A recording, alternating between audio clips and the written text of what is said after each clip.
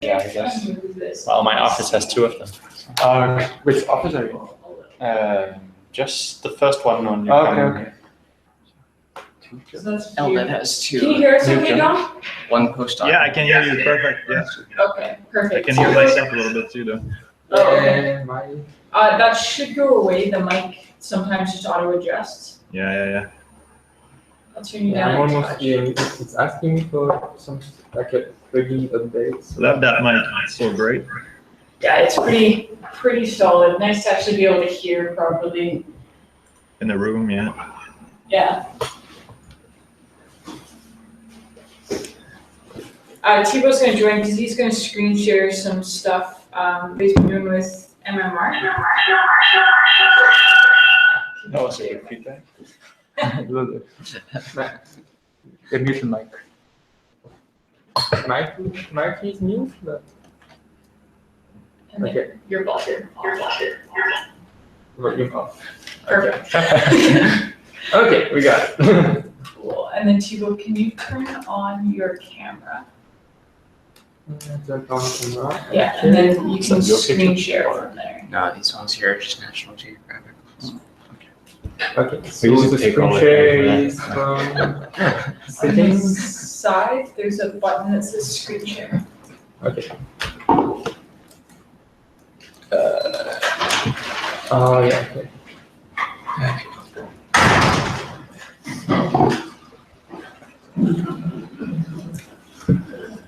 Yeah, so what do you guys want to go over today? I know Thibaut, you have MMR. I some DC and padding thing. I was playing with DC and we've been working on with Sogi and Mike. Like making a recap about some question we can etc. So I will start. Actually, I have the DC and padding one open, so I can share that first. Okay. Do you want to put it up on the screen? Yes. Also. I don't know. I can talk about. I've just been trying to get my stuff down the chain of pull requests. Yeah. And add some code and update. And I think there are some things that I'm blatantly ignoring at the moment, like utils. Okay. Yeah.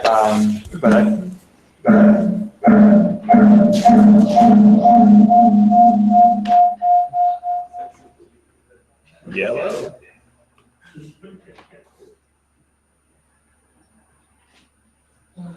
That might be nice to kind of just have a quick. Is there a mute button? A quick conversation about the utils and kind of how we want to organize them, Okay. because I feel we should probably do that kind of in a coherent, sensical SimPEG way. Yeah. Well, one of the things that we've set up as well, and this might be worth talking about, is the GeoAnna Analytics, repository yeah. for analytics. So I think that's one place to organize some utils. But then there's other utils that are more specific to like code and stuff like that. So we should definitely give some thought. Yeah, I mean it is that kind of. I was reading a paper and they called it the most difficult problem in computer science. Yeah. That is how you name stuff. Yeah. Like they're like everything else is trivial, but naming stuff is just. Yeah. So. Okay. I don't know. We can talk about that. Cool. Okay. So basically what motivates that first is that when I coded DC and MMR in Julia, first I experienced some problem with Neumann boundary condition, pole source, and compared to analytic and compared to the replay. So I was like, when I get back to MMR to put it into SimPEG, I was like, okay, this problem still bug me. I will try to tackle it from the with SimPEG, which was tested, etc. I was like, okay, maybe I did a mistake, but I was kind of reproducing the same thing. And my computer is basically slow, but we see, like, just to finish on that, is that like from the experiment I was doing is that we had the first take home message I would say is that when I tested the Sept center thing on my Windows machine, it was not working properly, but when I was testing on my Mac or on Linux, it was working properly. So with Paradiso, so first thing first is like when if we do something new like as a boundary condition, like if it works on one system, it might not work on the other system if we don't do it properly. Like was the kind of the null space. Now Max fixed that, so it's working properly on all three machines. And that was just by zeroing out the row and then sticking in, like fixing that One file. over volume, yeah, for the first element. So Is that just kind of numerical threshold error? Or? Well, it's because the DC problem, like because phi is not defined, only grad phi is defined. Yeah. We need to basically put in phi somewhere, like define where our reference point is. So before we weren't actually doing that properly, we were just perturbing the system oddly. Yeah. So in this case, what we're doing now is actually, you're basically just setting phi somewhere to be something. Yeah. So defining that constant. And then it should be well conditioned. yeah. So and one reason we do that, or actually I thought we do that, is that with Neumann boundary condition we need to pad less. But just by doing some experiment, like I can. I'm probably gonna do that on my Windows machine, which is faster. It's just like when I remove some padding cell and I compare to the analytics, the Dirichlet boundary condition was better than the Neumann. Surprisingly, I would have expected reverse. So I can. So first, yeah. So when we pad enough, both boundary condition, both Dirichlet and Neumann are converging, but we also have node discretization and cell-center discretization, and with enough padding, they are almost all the same, as we can see here. Like that's basically the Dirichlet. Dirichlet cell-center, Neumann cell-center, and... Sorry to interrupt. Dom, are you just seeing the error screen? Yeah, I was going to say. Thibaut's screens? Oh. Can you switch? Oh yeah, okay, I can switch on Google Hangout.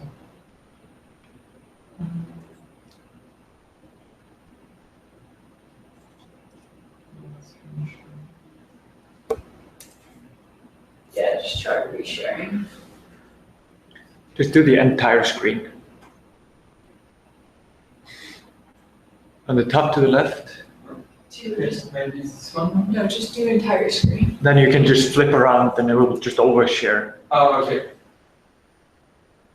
I think now it's fine. Yeah, that's good. Okay, cool. Okay. So here I was comparing like Neumann, Dirichlet on both cell center and node discretization, and like with announced padding, we see that the relative error for all the data is almost the same to a few differences. Sorry, what are each of the colors that we're looking at? Like blue is Dirichlet cell center, red was my like a Neumann, I put myself on cell center. Purple was Neumann cell center in SimPEG, and green was node discretization in SimPEG with Neumann too. And like the padding cells are here are like 15 padding cells, so we see they all converge to almost the same as the end, except for a few points that where the nodal discretization with Neumann is a bit better, but in some of the places that's the Dirichlet one in blue. So, but the general trend is almost the same. But I mean, you don't care about the lower ones, right? It's the upper ones you care about. Yes, exactly. So like the upper ones are like all the same. You see, like, they are really That's why I say like they were Okay. almost the same. Like with in-house padding, I don't see a difference between the different discretization and boundary condition. But that was good. But have you shown it on a linear scale as well? Because you're showing log there, and it's really hard to see whether there's like 10% off or something at the top. I guess that's. Yeah, Why here you it's should- like 10% off. Like it's the linear, like that's the linear. Yeah. But the top, I mean, whether they're like one is 7% and the other is 15. I mean, you would have a hard time seeing that, I guess. But okay. Yeah, like on that, it's like as we were looking at relative errors, I'm most used to use log scale. Linear scale can be fine if we just want the upper one, just like No, it's yeah, that's a good point. I'm sure it goes there. Just in general, it's like when you do the differences between two measurements like that, are you then kind of transforming it to a linear scale? Like, does it make more sense to look at it? It's just a general question because I've been looking at data like that, where I'm just taking the difference between two data, and yeah, I just kind of sometimes struggle with that a little bit because when you have a percentage, it's kind of, I don't know. I often look at both. Yeah, I often look at them side by side. I've done both, but that's just really hard when you're trying to write a paper and they just want a figure. Yeah, yeah. I mean, it depends on like, I guess what it is you're trying to get across. Yeah. There's especially been some cases where I've been looking at stuff where like 1 point in particular is really bad because it's right next to the source. Yeah. So in that case, sometimes looking at log scale is better because you have one that's like way off, then the rest is actually what you care about. Yeah. But yeah, I mean, if you're trying to just get percentages and like ballpark No, areas, it's yeah. just interesting Absolutely. because you kind of see like the structure changes quite significantly depending on whether you use the log or. Yeah. So it's just the color scale again. Yeah. So that was with like 12 padding cells. So now I want to change that to 5 padding cells, so we can see some difference.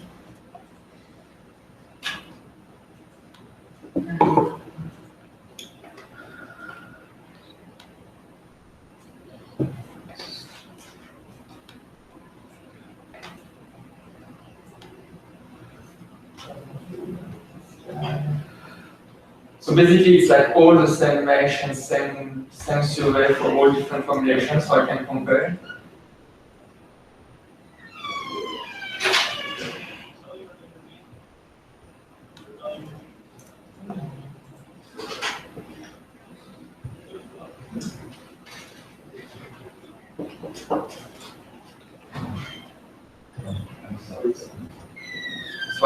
So what I change here is just like for all the different formats, I put a 5 by cell. Sorry.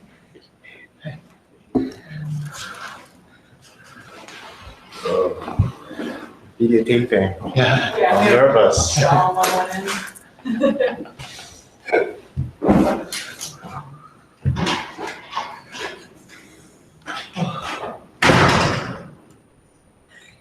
But one thing with that, you should select a Python symlinks folder and just symlink all your packages. That like makes life a lot easier.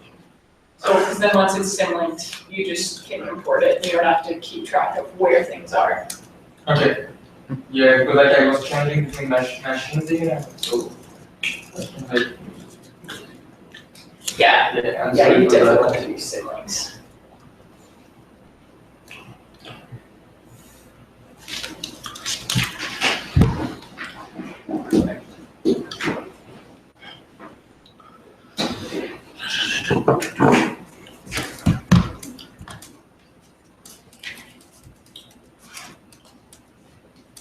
Okay.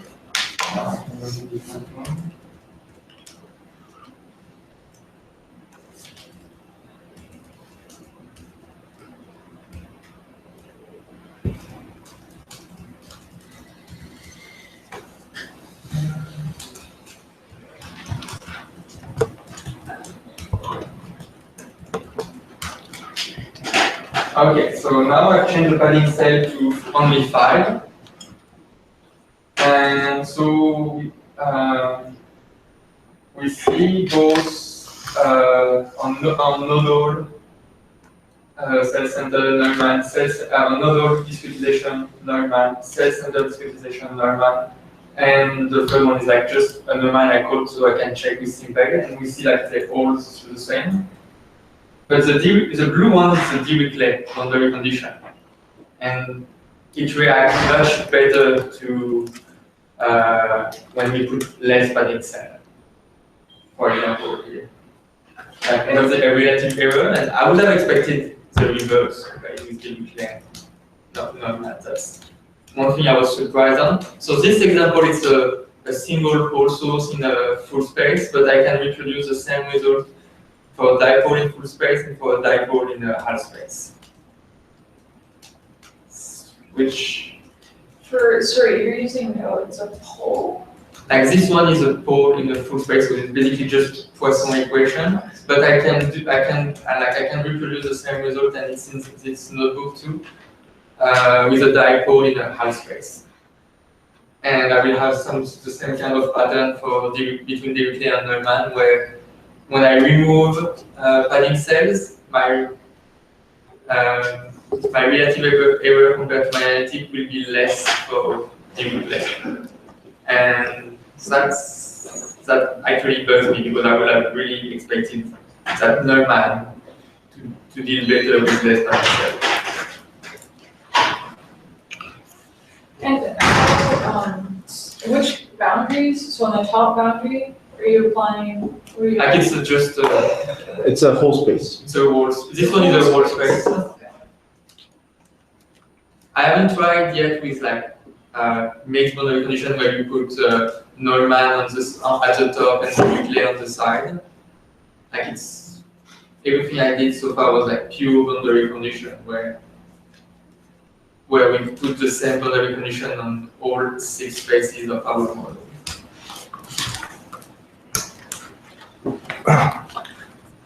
But is that something you would expect? Or No.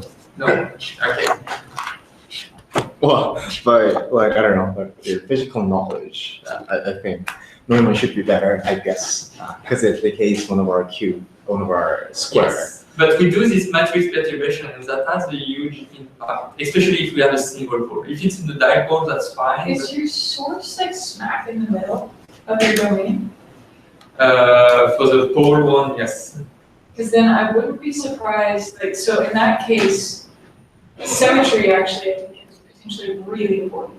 Because then what you're doing is you're saying phi on all of the boundaries is 0, which sort of works when it's symmetric. I wouldn't be surprised if you move your source, if that actually a big impact. That might be a thing, because even for the dipole, it was pretty much centered in my model. But Mike, you did a bit of test, right? Like not symmetric case, but your internal case, right? Yeah. And then he has got better result for duration. Yeah, generally I see the same thing that Thibaut does for either the dipole source or a pole source. I think, I don't know, is- there's a better way that we implement the Neumann and it removes the null space than how we're doing. Yeah. I mean, the difference isn't huge. Like I can show you what the difference I see with this like, full survey is. Oh, so it's not that big.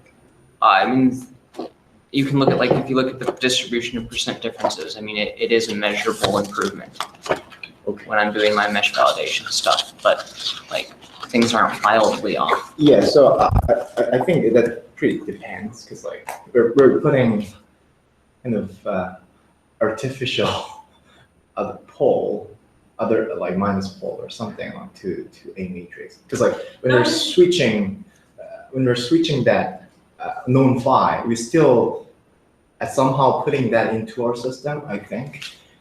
So, but when we're setting a known phi, that shouldn't be, like, I think what we were doing before definitely was adding a source because we were adding perturbation. But now we're zeroing out a row, so we should just be basically pinning a single phi somewhere. To one. To To not number volume. to one root volume. So Yeah. still, I think that's not known. Like That should set the potential itself though to 0, shouldn't it? No, because the potential, so like the potential At that is defined up to a constant. So we're free to define it as a constant somewhere. But that constant that we're assigning it as is 0 at that point, isn't it? We're setting it to 1 over volume. But by the time you do all of the integration, don't those volume terms cancel? Well, when you integrate, then you get 1. So it's not 0. yeah, so I think the idea is setting 1 over volume was same as paper. like, I thought that's what he same said. as, I'm not sure, but like probably same as putting another source, I guess. If you think of scale, I'm not exactly sure really. If you think about Q, we are actually putting 1 and -1, and But we're not solving against it. We're just setting phi. We're saying phi at infinity is whatever. Which Sure. we're always free to do with the potential. because it's not but still we're solving the system, and that's in the system. But that whole row is zeroed out. So all we're saying in that row is phi is whatever. Right.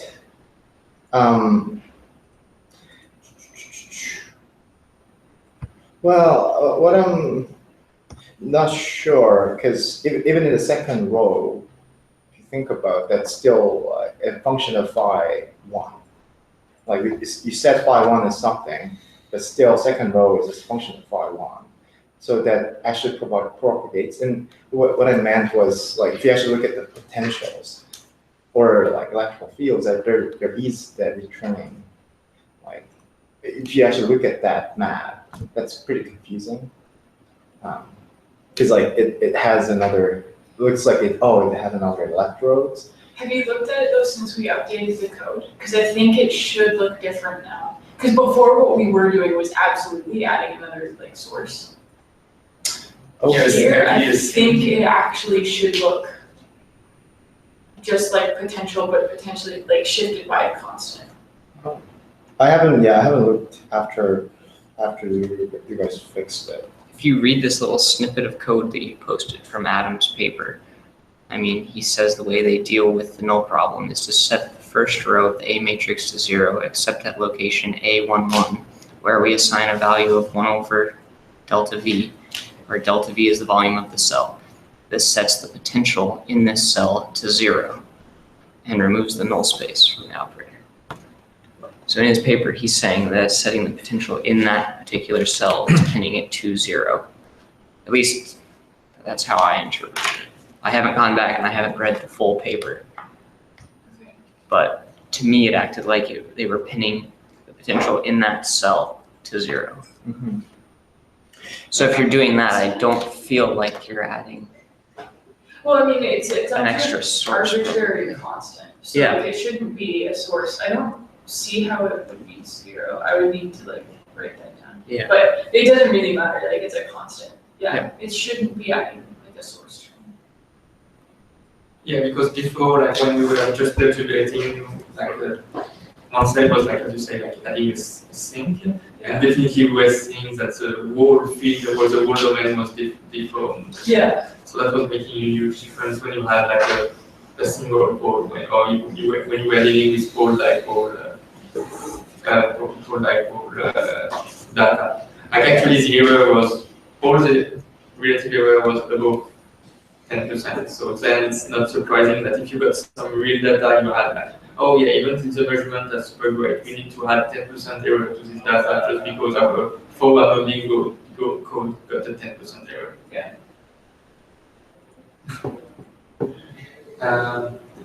Just the image I've loaded here. It's like same thing, but it's a half space, so just A and ground. And you can see with the currency like where I put the sources. So now, like you see, we have the same thing. Frankly, it's working for the current for cell center and node now. But when I compare then the difference now, like when I have an house spanning cell, all these curves are exactly the same. But here, like again, I put back padding cell to 5, so it's not enough. And in red, I got the Dirichlet boundary condition, and again, it's doing slightly better than all the Neumann formulation. Even for half space? Even for half space, yes. Okay, so you put the air cells, right? Yeah, I put the air in. Where's the green one? Is that on top of the black one, or?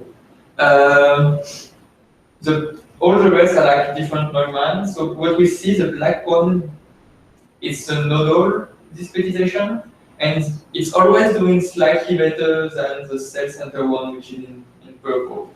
The reason for that is that Neumann is a more natural boundary condition for nodal discretization than for cell center.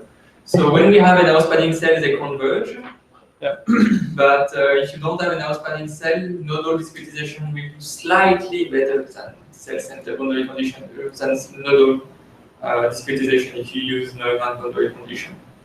So that can be like one reason to choose one discretization over the other, like depending on what type of boundary condition you want to apply. But is the green hiding underneath the black, the purple, or the red one? The green one hide under the purple one because both are cell centered. The reason why I have it is that the green one is one that I coded myself, and that's this code that I'm using the Dirichlet, because that one. Now we have the choice, but when I made all this script. Dirichlet boundary condition was not implemented to SimPEG. I didn't have the choice, so I used my code to do the Dirichlet, but I was also doing the Neumann saving just to check. Okay, is it Neumann is the same as SimPEG? If yes, then I can compare. That was just a check to say that Dirichlet was fine. But here again, contrary to my first intuition, like in half space, but with SL. I got slightly better result with Dirichlet, and it's doing better when I remove padding cells. So, I was quite surprised about that. Do you want to check now why I have this notebook open to plot the current for a single pole full space with a Neumann boundary condition, with a new Neumann boundary condition in SimPEG to see the field? Do you already have that plot or no? If not, we can do it afterwards. I can have the plot pretty soon, I guess. If I copy that. Well, I guess so Neumann is actually boundary condition on J, essentially. So we're saying there's no current density. Depending on which formulation. So for nodal, I think J is J0. And then I think if for cell center. Nodal would be E, right? Because nodes, when you take the gradient, you're going to the edges. Yeah, it depends on if you write down the equations.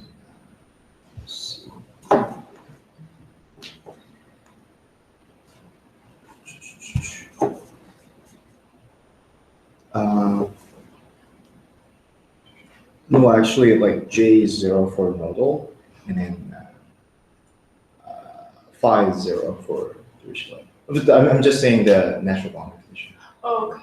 Yeah, because if you write remember this trick integration by part, and that's where it's coming from. So yeah, for nodal, J is 0, and then phi is 0 for cell center, and yeah, and then I'm setting for cell center and for when I'm implementing Neumann, I'm setting E0 at boundaries. Right.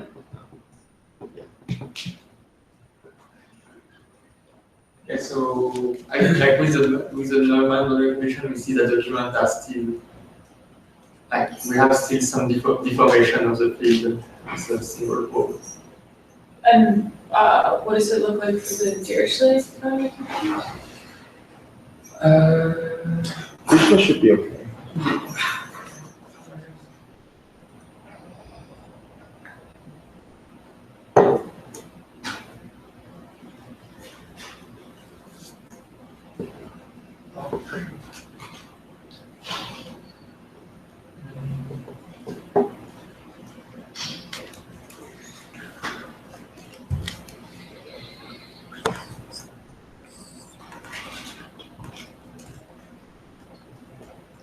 I don't have the plot Okay. now, but basically it's just all, it's just symmetric. It's like each relay, it's like the analytic radius from the center, So, straight line. so what's your suggestion, Thibaut? Like, you did analysis, you have some bits and that, and what's your sort of suggestion, like what we should do? Except if you have a good reason so far, I will use the relay. Until we figure out some. Well, my argue with that is like, I don't want to put the air cells like that, right? Like, that's not what we're doing. Right? Yeah, For example, I needed it for MMR to have the SL. right, so MMR, if you're doing MMR, sure. And if you have topography, you have air cells too. Right. I'm pretty sure if you put like few air cells and then if you implement Dirichlet, I think your solution might be really long. Okay, we can try that. Yeah. I'm not like criticizing it. Like, so we need to decide what's the best way how like solving this DC problem. So now you just have the option. Yeah. Yeah. Like you can, as the user, you can specify. I mean, you can't. We could make it pretty easily so you could do mixed. I'm sure because you already have the back end for that. Yeah, we could But- do that as well. Right now, you have the option as the user when you're using the cell-centered one, the cell-centered problem, Right. to set it as Neumann or as Dirichlet. Yeah. It's just a flag that you call. Right. So. There are still a few things we can do. As you said, you have the analytic solution for like a half sphere Right. void, so we can try that and compare the analytic for Dirichlet and Neumann in that case. That would be maybe the best analytic way we have to test this like pure DC problem with some topography. So that's a test we can do. But one thing I will say is that I would not say there is a best way to solve the ODC problem. It's just that be careful in the BC boundary condition you choose, and it's problem related. Like in the case where you have, like in a case as mine, you have like almost a full space, and you were trying both dipole and pole source. Like my first bet was to be to try Dirichlet. Yeah, and it's. I mean, even if you have lots of padding cells, the Dirichlet is noticeably nicer. Like even with 12 padding cells, kind of in every direction, like you can just look at the general distributions of the percent differences, and this is for pole where it's the most pronounced. But I mean, you have a significant number of them all the way up to like 6% difference. And if you look at the Dirichlet, like the median is 0.07 versus 2.6. So the median percent difference for all my data with the Neumann is 2.6% versus 0.07% with the Dirichlet. When we're applying the Neumann boundary conditions, are we still zeroing out a row and pinning a phi? I think Mike tried, right? I can look at the code quickly. I think we only do it in one of the two cases. Okay. That make a huge change. It didn't? No. Okay. Because I wouldn't be surprised if that sort of messed with things a little bit, because Yeah, if you're setting a gradient and a point, right. Isn't that then just a mixed boundary, kind of? well, you need to like Yeah, balance that carefully. Yeah.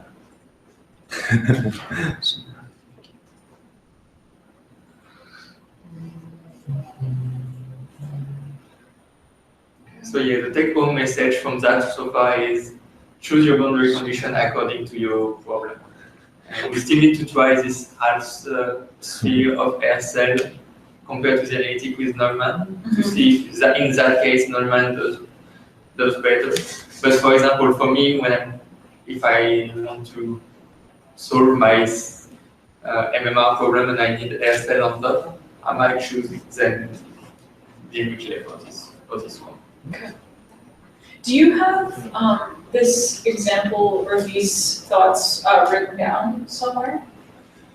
No, it's mostly this notebook where you've got, like, I've just shown a bit, but it's quite well organized. As you see, just a script and then a few plotings. Yeah. And I have it for pole in full space, dipole in full space, and then dipole in half space. Okay. So, and I can put I will put the half sphere soon. Yeah. But then, so it's quite simple, like, and the code are always almost similar for between all those fields. So it's pretty and well commented, like Mike used it, so we like it's easy to think. But the conclusion are not really, it's like really like we have the tool to visualize and play.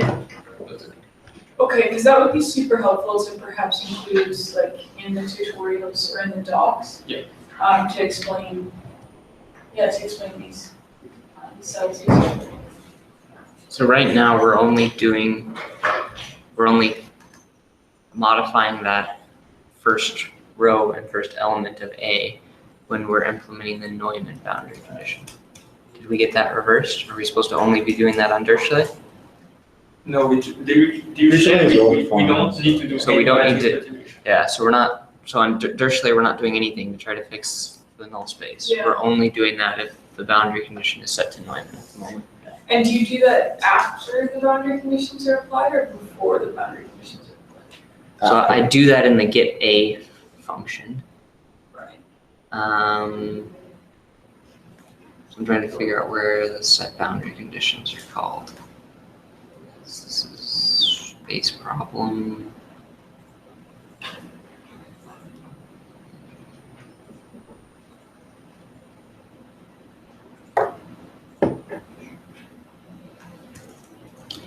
So it looks like it calls base problem first and then it calls set BC after that in the init.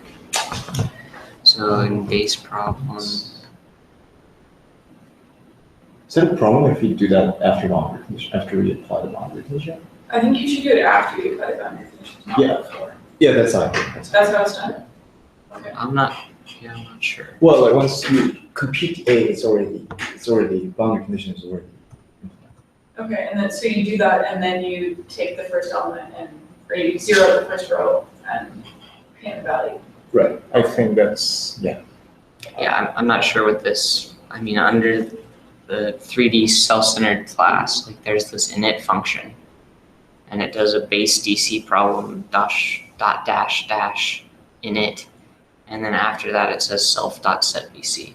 Okay. Yeah, so that's where I set up the boundary conditions. Yeah, that's where so because like how I'm doing generating that. But I'm not sure if that base DC problem init call, I'm not sure, is that already getting your Yeah. A? Yeah. So then you're getting your A before you set the boundary conditions, is what it looks like to me. No, No.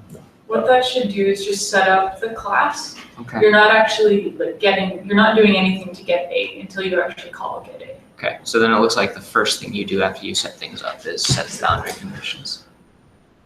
If that's just like a setup step. Okay.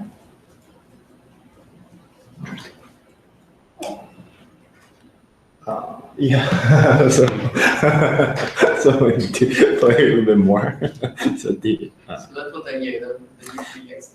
yeah, so I think at least might put that option, right? You put that Neumann option on Yeah. Dirichlet at least for everything, because like For the self-centered. yeah, haven't done anything with the main reason I think why we knew there's a bit of problem for Neumann in there, but it's robust in a way, because like I'm not saying it's really accurate, but like it works for most of the problem for DC, I guess, because like even whenever you got topography or whatever situation, it actually works kind of okay.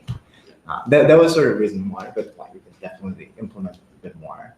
And then there is like not everything, but there's a functions, and you can implement Dirichlet or mixed boundary condition if you want.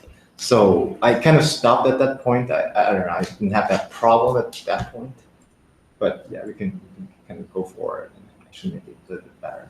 Yeah. I guess, or much better. Yeah, at least for my stuff, the Dirichlet seems to work very nicely. Right. Nice.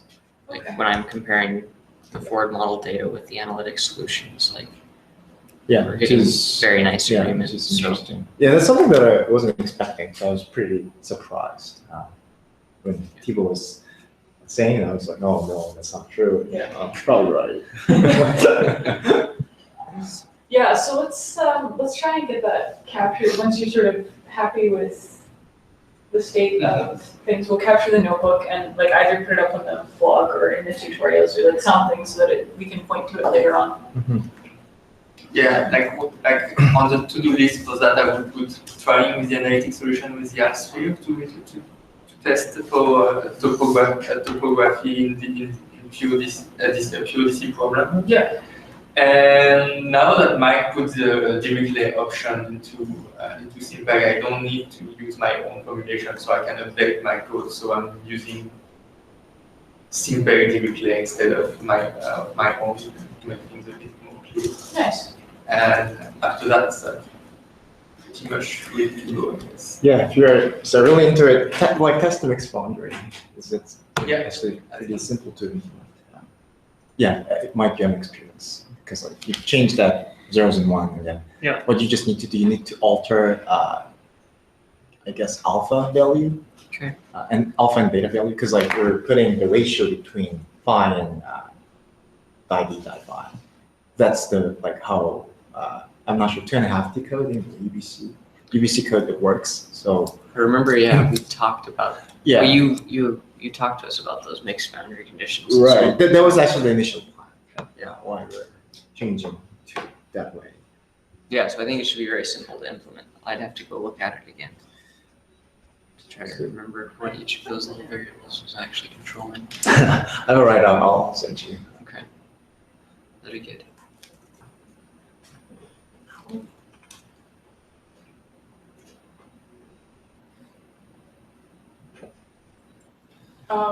Yeah, are there other things you guys want to go over briefly? I have a couple like minor updates. Hi, Chantal. Oh, Um, nice. She's in SimPEG team. Yeah, a couple minor updates there. I've started working on the auto deployment to PyPI. Oh. There's a typo in the Travis file though. There's a bracket somewhere, so it's not working right now. But we'll get that sorted. So that'll be nice because then PyPI will just stay up to date. So From master. from master, yeah. And in doing that, I also broke the docs, so I'll work on fixing that. That's what you do, Lindsay. Yeah. Break. You break first. Yeah. So, How things go. yeah, break it first and then I'll fix it. So, there was a bug with matplotlib, the conda install of it. So right now I've put a patch on dev and master. Yeah. I think I pulled it down to master that makes sure that the PyQt and matplotlib versions are just rolled back a version.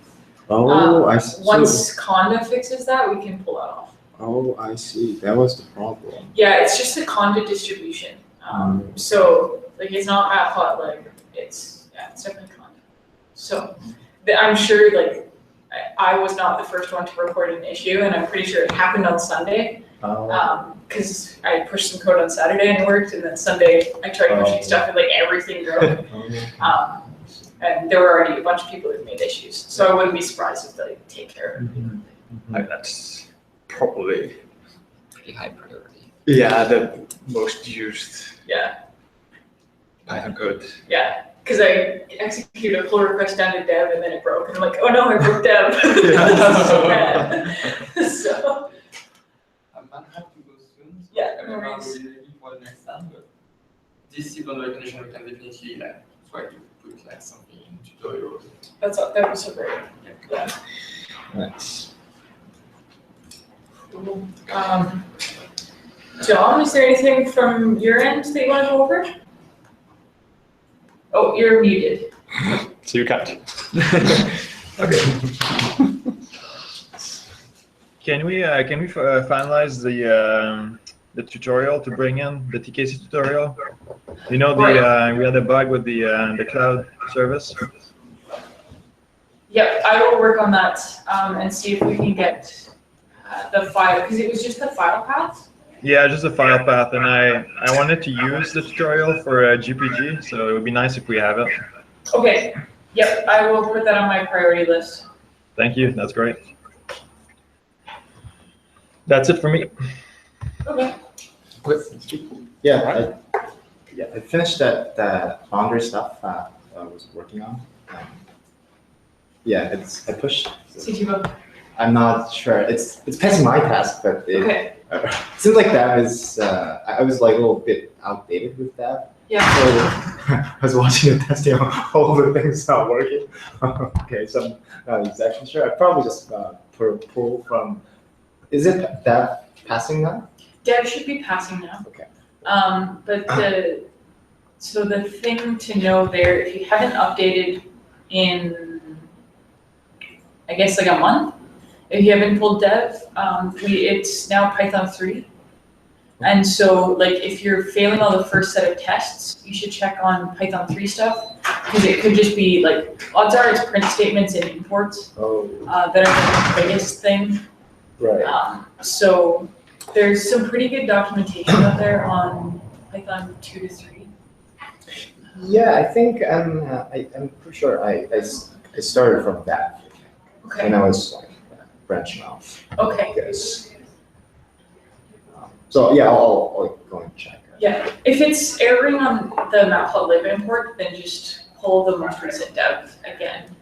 Okay. Because that just updated this weekend. Right. Yeah, I'll do that. Yeah. So I've been working on that with the natural source stuff. And yeah, there's something. I get some weird import errors Okay.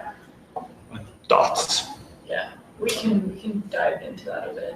yeah. I mean, Yeah. I'm assuming it's one small bracket somewhere. Like it just gives the an error that it can't import time domain from em init. So the first import of em init, when I import em, it crashes. Okay, we can. Did you change anything in time domain? No, I didn't touch it. But I mean, there could be some weird merge conflict that I resolved incorrectly, or Okay. like I'll be, yeah, it's very likely my fault. Like I did something while I was moving everything up. Yeah. I mean, Is it- most of the conflicts were very minor, and I Yeah. tried to be very methodical of like which one I was picking. Yeah. But there was a lot. There were a lot of them. No, there weren't a lot. Okay, that's good. And it was all like just these print statements and like, and then I find too, like with the tab 8 PyLinter. Yeah. It gives some errors on like it seems to be just a random sometimes, whether it likes it or not. And like this whole like, it's just, I haven't quite caught up with everything. So if you're Okay. doing a relative import, if you're doing an import from, it should be relative. Yeah. But if you're doing an import statement, it should be absolute. Yeah. So you should never do like import dot utils, even though you're like right next to utils. You should do SimPEG dot em dot utils import that way, according to PyLinter at least, Oh. and okay. according to that That, document you sent me. Okay, that's good to know. So that's probably something we should. And I mean, some of the points you made on my pull request on like where I'm importing what, we should just. We can sort that out. I mean, we should just sort that out internally. Okay. And yeah, I will need some help in kind of namespace cleaning, because I mean, I find it a little bit annoying when I import like NumPy. It's in the namespace on my method. Right. Yeah. Yeah. I mean, I've been trying to clean. I mean, you rightfully pointed out that you were importing star. import star. Yeah. I'm the biggest advocate of not doing that. So, Yeah. To my defense, it wasn't a very old. No, that's totally fair. And- I just but- had to. Yeah, that was very fair. So I've been really trying to do that and kind of be very mindful of importing stuff that way. But like with the new refactoring of the receivers currently, like they all have like the receiver has like the access of like 50 methods for all those like small derivatives. Yeah, we can dive into that a bit and clean some things up there. Yeah. But I think it just would be nice, kind of, especially when we start. I mean, just from my perspective, like moving stuff down, I kind of would like it to be in the SimPEG, be SimPEG compatible or That sounds good. compliant. I have one question about, it's like, you guys working on Steno 3D, right? And then, is that like easy way to have SimPEG mesh? And then, like, I want to upload the SimPEG mesh and the model and just see it. Because I was going through the binder stuff. Yeah. In Steno 3D. Yeah, it was pretty useful, but I haven't quite found like kind of actual mesh and model, like this voxel model. How to Right. visualize that. Yes, we can definitely do that. Instead, Steno. Yeah, you can definitely upload a block model. I Like, don't know if they have, so, because like the way a mesh is considered there, like a mesh is actually vertices and faces because they're considered unstructured. But there definitely are block models that should be completely compatible with SimPEG meshes. I don't know if there's an example or not, but that's something that we can get in touch with Franklin and Rowan on. Sounds good. Yeah, because I've uploaded SimPEG meshes before. I just Just need one example. I kind of want to play. Yeah. I mean, we can sit down. I can just show you. Oh, perfect. Yeah, It's just a volume mesh. yeah. It's just grep H. oh, okay. And just Sounds good. I don't think there is anything built in to Steno to do that. That's fine. So Yeah. I mean, if we should just add maybe potentially something into SimPEG. Yeah, You do it, just- especially if we can get an example up, that'd be huge. So yeah. Okay. Yeah. That's it.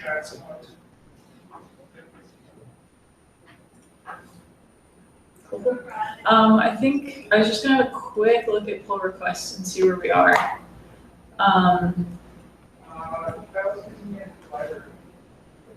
Oh yeah, I added some stuff to build the MT docs. So I started a pull request. There are some errors in the docs that we can sort through before merging that guy. But we weren't actually building the natural source docs before, so we want to make sure. Yeah, I mean, we're not building. Yeah. No, I would appreciate it. I would kind of like to start to push down this week. Yeah. Because it's kind of like with the utils, like I decided I'm just not gonna touch it on this one. Okay, Because it's not in a worse state than the current. that's fair. Yeah. So, and because the current is just so out of date, it just really needs to be updated. Yeah. No. that's fair. So, it's kind of working. It needs a big overhaul. And a big part of that is like, I would like to update some of the plotting. Yeah. So that like takes out like 3 of the utils. Yeah. Once I have a data structure that is kind of more compliant with actually using it for plotting. Yeah. Because currently I'm doing all kinds of weird magic that I'm just not in. I mean, it works, but it will break. And I break it on like, not a daily basis, but. Fair enough. So it's not stable. Okay. But I just kind of don't want to delay it much longer. Just put a disclaimer like it's. Yeah, we can do we can do import warnings too. It's just toss a warning on the import like, hey, this is under development. Use with care, and that's totally fine. Yeah. I mean, yeah, but I think in general, just with utils, I mean, we should maybe. I mean, we've talked about it a couple times before. Yeah, they're a disaster right now. Yeah, to kind of do a bit of a cleanup and kind of. I think also it would be really beneficial to kind of go through and just kind of like kind of go through kind of the code that people have. Yeah. Kind of these things that you write in a notebook or in a script or something to make a mesh or something. Yeah. Might just be worth like putting in a nice util to do that. Yeah. Because we're all doing that. We might be naming things a little bit differently, but we're always doing the same thing. Yeah. That's true. Because I've been kind of helping a couple of people kind of start using the natural source code. Yeah. And that is kind of where people stop. Like that's like if they're not used to scripting, like they're like, yeah, it would be nice to have a function for that, even though it's just a script and you just change this and this. Sure. And Yeah. there's like, so Actually. just adding like small things, kind of small useful things. Yeah. Just kind of makes it a little bit easier. Right. I think that's where a tutorial comes in, because that's where people could kind of jump in, see how actually we're doing. Yeah. Making fair following, running versions, small stuff. Yeah, we also just need, some of the examples, I haven't really looked at the tutorials much lately, but the examples are very dry. There's no kind of, they aren't really, I've been told they were just not very helpful. Yeah. No, that's fair. Because there's just no explanation. They're like, yeah, it worked, it ran, but like. Yeah. The tutorials, I think, are a little more, In-depth. that's going to be a better place for the first pointer. Yeah. I think examples, like, So we should start treating them more as minimal. can you actually, maybe, do we have time or? Just to pull up quickly and just maybe go, because I would happily contribute to tutorials. Yeah. That'd be awesome. Dom, I'm just gonna share my screen with you. That guy's not yet. Sorry, can you just shut your mic except Lindsay? There's a lot of feedback in my ears. We don't have any mic. Let me move it. No, but your laptop. Mute your laptop. Oh. But there's nobody else on the Hangout. Oh. Oh, okay. Oh, that's weird. I don't actually know. I have my volume turned down. Or is there someone talking in the back, like Chris or something? Yeah. That's There weird. is way far away. Oh. Picking up something else. That's pretty incredible. Chris, stop talking. Cool. Okay. So tutorials, we have at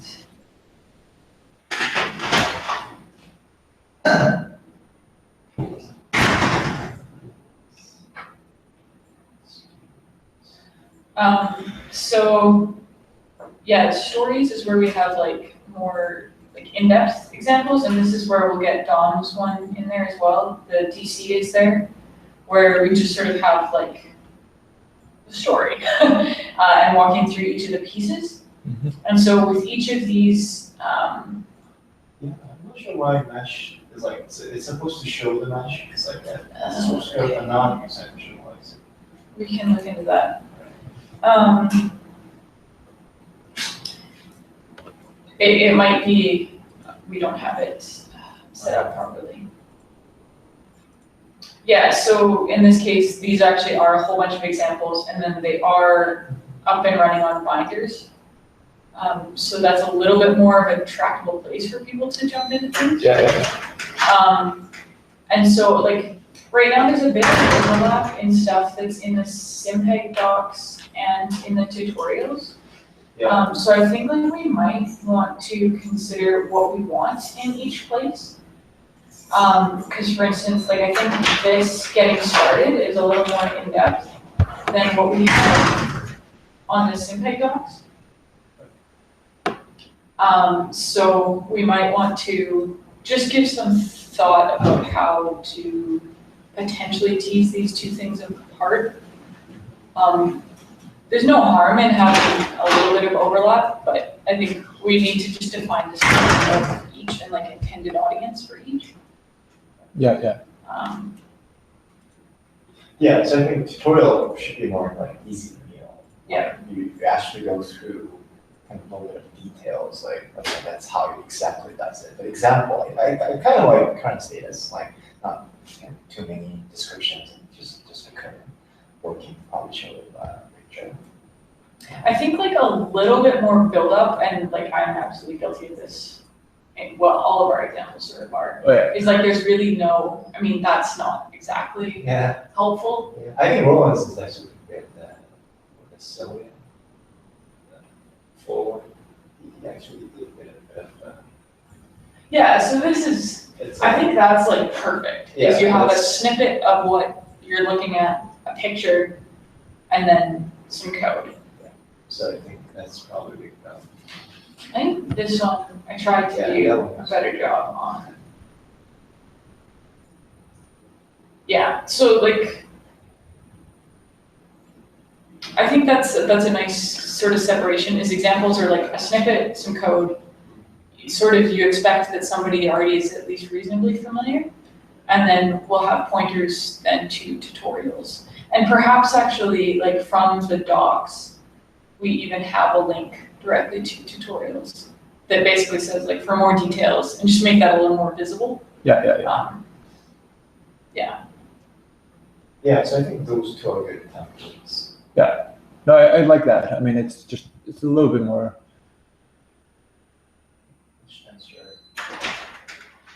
Yeah.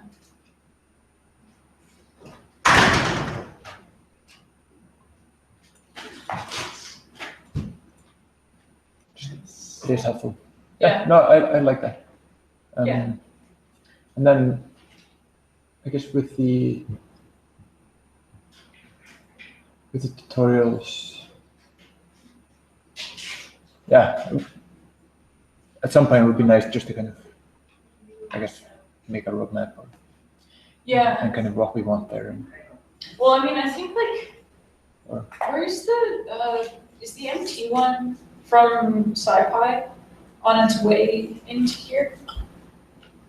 I guess. sure. 'Cause that would be awesome. I think Thibaut started. We did something. Okay. We pushed it to some place. That was like 2 months ago. So, No, that's fair. We should but make sure that gets in here before it falls off the radar. I think I pushed it into the wrong place or something. I mean, pretty sure I pushed it onto the SciPy Oh, okay. page. Yeah. The new SciPy that we made, the clean SciPy, I guess, or whatever we called it. Okay. So, I mean, I think we probably would want to do a little bit more, kind of add a little more, but I think that would be definitely a bit, because that's also kind of referenceable. Yeah. To the poster, so. That sounds good. And I mean, there's going to be other stuff too, like other tutorials that I would. Yeah, and we can pull in some of the stuff from the EM paper once that gets out the door. It is out the door. It's What is in- your, officially? you made a decision? Review paper is okay? Yeah. Cool. Hopefully. So we sent it in as we resubmitted it and like said we want it considered as a review, and it sounds like from the status that it's in an associate editor's hands. So hopefully they are reading it. Okay. So. Awesome. There's some liquor. Sounds A one can. See you, Dan. See you guys. Have a good day. good. Yeah.